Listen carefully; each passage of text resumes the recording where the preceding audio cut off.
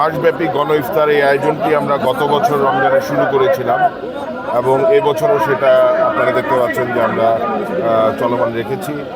এটার মূল উদ্দেশ্য হচ্ছে গিয়ে যে আমাদের সমাজে অনেক সুবিধাবঞ্চিত মানুষ থাকেন, অসহায় মানুষ থাকেন, এবং যেহেতু গাজীপুর এখানে শ্রমিক অধ্যুষিত এলাকা, অনেক ভাসমান মানুষ রয়েছেন।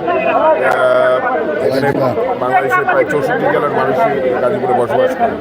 সুতরাং তারা যেন একবেলা শান্তিতে ইফতার করতে পারে, সেই জন্য এই ব্যবস্থাটা আমরা করেছি। এটা আমরা যেটা করি গাজীপুরের বিভিন্ন মূল পয়েন্টে, যেমন আজকে গাজীপুর ঐতিহাসিক রাজবাড়ি মাঠে এখানে এক সপ্তাহব্যাপী থাকবে।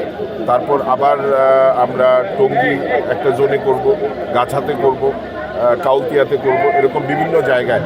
গতবার যেরকম আমরা 6টা-7টা পয়েন্টে করেছিলাম, এবার আমার উদ্দেশ্য হচ্ছে গিয়ে যে গাজীপুর মহানগরের বিভিন্ন পয়েন্টে আমরা আমাদের যেন সুবিধাবঞ্চিত মানুষ, সাধারণ মানুষদেরকে সাথে নিয়ে একবেলা ইফতার তারা করতে পারে।